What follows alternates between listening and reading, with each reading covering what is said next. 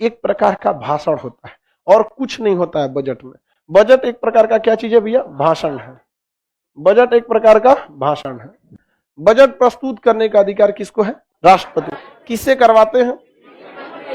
हाँ, वित्त मंत्री से बजट को प्रस्तुत करवाते हैं। समझ में आ गया कि नहीं आ गया? भाषण में क्या दिया जाता है कि आने वाले एक साल में, मतलब जो आगामी वर्ष है, इस आगामी वर्ष में सरकार के पास कुल कितने पैसे आने की संभावना है। जो पैसे आते हैं उसे हम रेवेन्यू कहते हैं।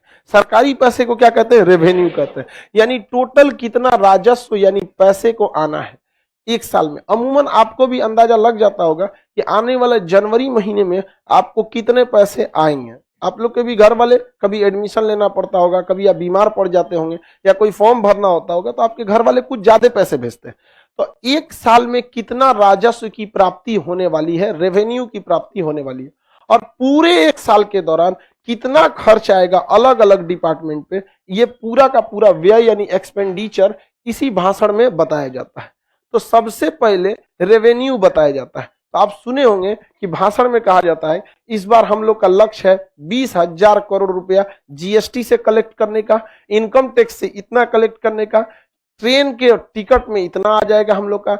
सरकार एडवर्टाइजमेंट करवाती है, जैसे हाईवे वगैरह पे देखिएगा ना, तो क्या होता है, प्रचार दिया रहता है, किसी टायर का प्रचार दिया जाएगा, कोई रेस्टोरेंट का देगा, ट्रेन पे भी देखते होंगे प्रचार दिया रहता है, मालगाड़ियों से कितना इनकम आएगा, सवारी गाड़ी से कितना इनकम आएगा, प्रचार से कितना इनकम आएगा, पार्सल से, पोस्ट ऑफिस से, बैंक से, सारे डिपार्टमेंट से, परिवहन, उसके सरकारी बस चलते हैं, सरकारी जहाज अब तो कोई रही नहीं, मतलब एयर इंडिया जब था तो वो, लेकिन हवाई जहाज जितने चल रहे हैं उसमें कितना टैक्स लिया जाएगा, उड्डयन टैक्स जो उनसे लिया जाता है।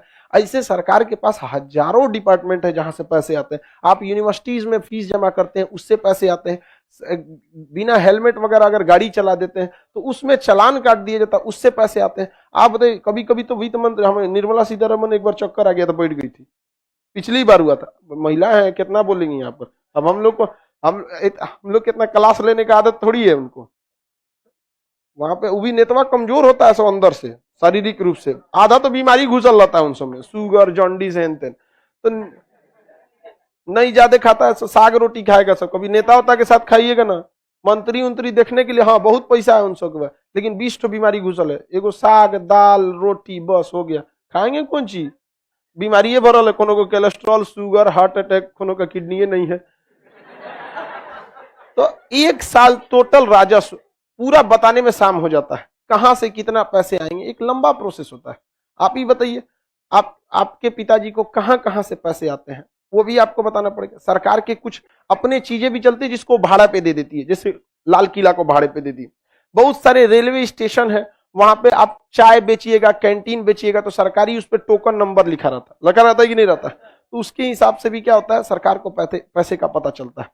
सरकार बहुत सारे कर्ज को भी लिए रहती है, तो बताती है कि हम 20,000 करोड़ रुपए का जापान से सॉफ्ट लोन लेंगे या कहीं और से लोन लेंगे। इसके अलावा सरकार ये भी बताती है कि विनिवेश द्वारा भी हम पैसे लाएंगे, जैसे 20,000 करोड़ में टाटा को जहाज को बेच दो, किसी रेलवे स्टेशन को बेच दो, कोई चीज घाटे में चल रहा है तो उसे क्या कर दो, बेच दो। इससे सरकार को एक लंबा चौड़ा खर्चा रेवेन्यू आती है।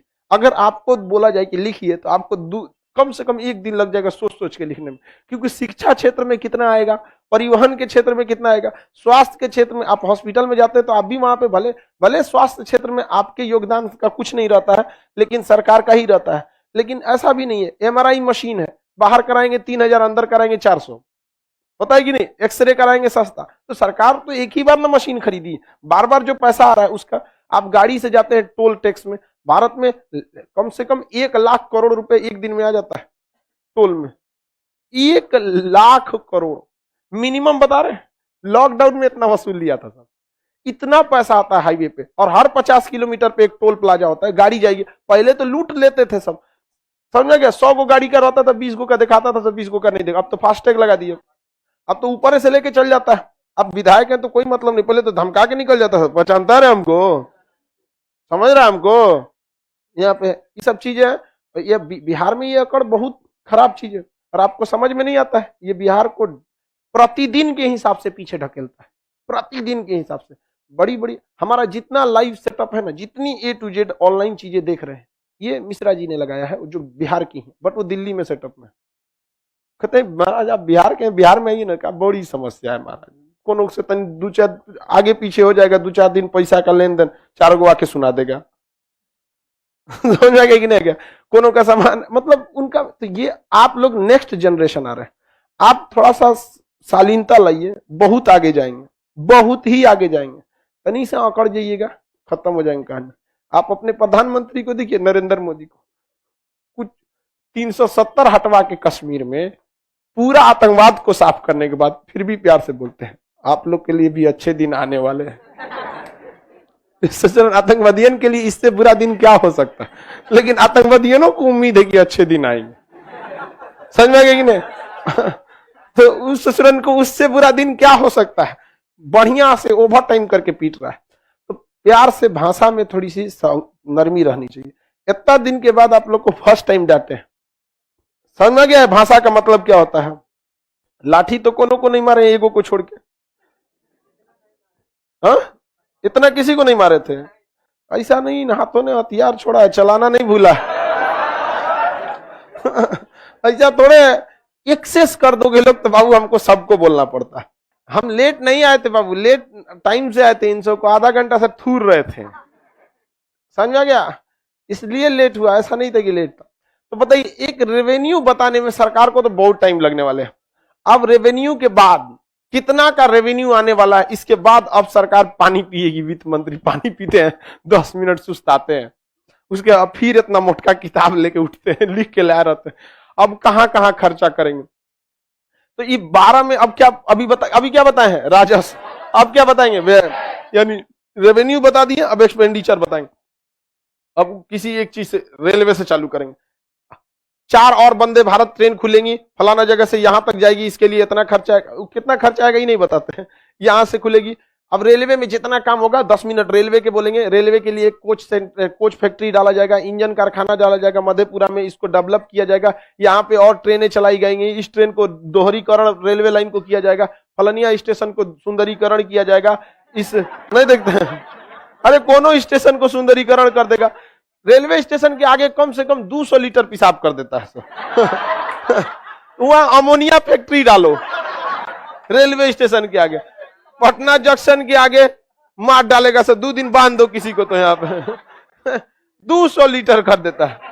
बनारस रेलवे स्टेशन पे पहले कचरा था, जब मोदी जी वहां के प्रधानमंत्री के लिए वहां की सीट बने तो अभी रेलवे स्टेशन को स्वर्ग बना दिया वहां पे, बनारस कैंट स्टेशन को। तो बड़े नेता जहां से उठते हैं वहां ज्यादा काम भी होता है। नहीं तो अमूमन आपके रेलवे स्टेशन, जब आपको कहीं पे भी शौचालय न दिखे तो रेलवे गेट पे आपको भारत का ये तो एकदम कल्चर बन चुका है कि बार सामने गिरा दो दीवार से। आगे बढ़े, ये सारा बजट व्यय कौन बताती हैं, वित्त मंत्री बताते हैं। कौन बताते हैं, वित्त मंत्री बताते हैं। किसी को कोई दिक्कत नहीं, इतना लंबा खर्च, सेना में कितना टैंक आएगा, अपाची हेलीकॉप्टर आएगा, हैविटजर तोप आएगा, लड़ाकू जहाज आएगा, लड़ाकू हेलीकॉप्टर्स आएंगे, ये सेना का बजट बताया जाएगा। शिक्षा के क्षेत्र में नई शिक्षा नीति आएगी, इसमें इतने टीचर्स की बहाली की जाएगी, लैब को बढ़ाया जाएगा, यूनिवर्सिटीज बढ़ाई जाएंगी। बहुत भयानक बात होती है किसमें, बजट में। उसके बाद थक के चल जाता है सर, विपक्ष उस दिन कुछ नहीं करता है।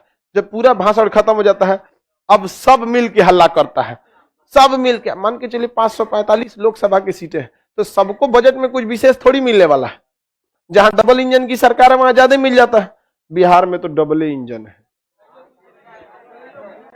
हम लोग का मलगाड़ी वाला इंजन है, कहां कुछ मिलता है हम लोग को, वैसे चलते रहता है, खाली ये चलते रहता। तो बवाल हो जाता है कि नहीं होता है, हमरा कुछ नहीं दिया। उधर हैदराबाद से वो भाई साहब चिल्लाएंगे, उधर दीदी चिल्लाएंगी, कहां से, बंगाल से।